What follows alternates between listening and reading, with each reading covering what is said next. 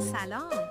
حتما شنیدید که توی شبکه‌های اجتماعی میگن قهوه میتونه کلسیم و منیزیم رو از استخوان‌هاتون بیرون بکشه و باعث پوکی استخوان بشه، به خصوص برای خانم‌های یائسه. سکرات. اما آیا این حرف واقعاً صحت داره؟ امروز میخوام با زبان ساده و علمی این موضوع رو بررسی کنیم و ببینیم قهوه دوست ماست یا دشمن استخوان‌هامون. اگر عاشق قهوه هستید یا نگران سلامت استخوان‌هاتونید، تا آخر این ویدیو همراه من باشید. اخیراً توی شبکه‌های اجتماعی بحث‌هایی درباره قهوه و پوکی استخوان داغ شده. خیلی‌ها میگن قهوه کلسیم و منیزیم رو از استخوان‌ها بیرون میکشه و باعث میشه استخوان‌ها ضعیف بشن، به خصوص برای خانم‌های یائسه که به خاطر تغییرات هورمونی بیشتر در معرض خطر پوکی استخوان هستن. اما بیایید یه قدم عقب‌تر بریم و ببینیم علم چی میگه. آیا قهوه واقعاً انقدر خطرناکه؟ خب بیایید علمی نگاه کنیم. قهوه به خاطر کافئین روی متابولیسم کلسیم و منیزیم اثر میذاره. اما چطور؟ 1. کلسیم. آیا قهوه کلسیم رو از استخوان‌ها بیرون میکشه؟ خیر، این یه باور غلطه. کافئین مستقیما کلسیم رو از استخوان‌ها خارج نمیکنه. استخوان‌ها مثل یه بانک کلسیم عمل میکنن و فقط در شرایط خاص مثل کمبود شدید کلسیم ازشون برداشت میشه.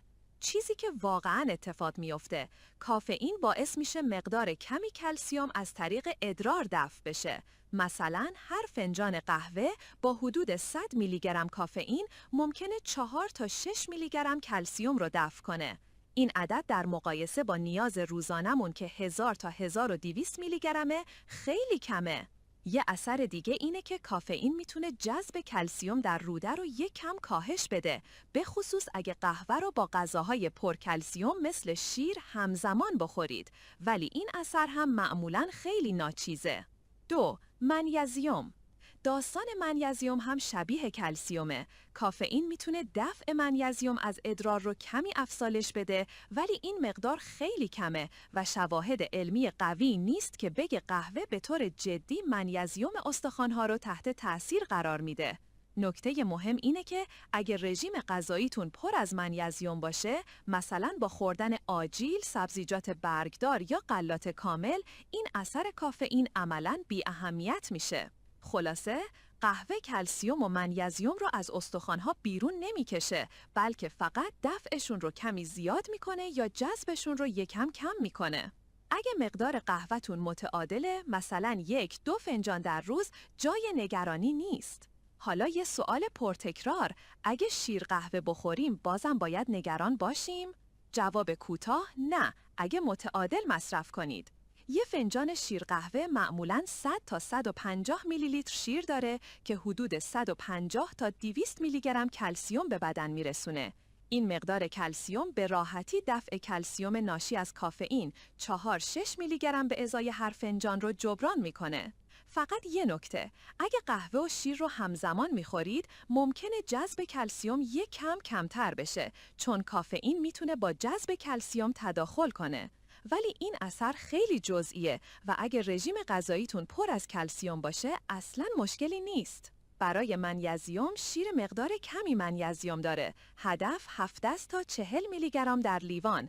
پس بهتر منیزیم را از منابع دیگه مثل بادام، اسفناج یا غلات کامل بگیرید. پس اگه عاشق شیر قهوه هستید، با خیال راحت 1-2 فنجان در روز بخورید و نگران استخوان‌هاتون نباشید، به شرطی که رژیم غذاییتون متعادل باشه. حالا که خیالمون از قهوه راحت شد، بیایید چند نکته عملی برای حفظ سلامت استخوان‌ها یاد بگیریم. 1. کلسیم کافی بخورید. روزانه 1000 تا 1200 میلی گرم کلسیم نیاز دارید. این یعنی مثلا یه لیوان شیر یا ماست 300 میلی گرم، یه مشت بادام 90 میلی گرم، سبزیجات برگدار مثل بروکلی 100 تا 180 میلی گرم. 2. ویتامین دی فراموش نشه. ویتامین دی به جذب کلسیم کمک میکنه. روزانه 800 تا 1000 واحد ویتامین دی از نور خورشید، ماهی چرب مثل سالمون یا شیر غنی شده بگیرید. 3. منیزیم رو جدی بگیرید. برای منیزیم روزانه 320 میلی گرم کافیه. آجیل، اسفناج و غلات کامل بهترین منابع هستند.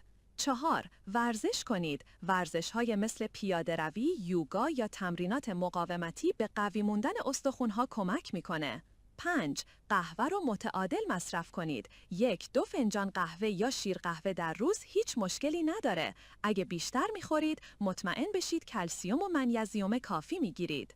خب دوستان، حالا میدونیم که قهوه دشمن استخوان‌هامون نیست. قهوه کلسیم و منیزیم رو از استخوان‌ها بیرون نمیکشه، فقط ممکنه یک کمی دفعشون رو زیاد کنه یا جذبشون رو کمتر کنه.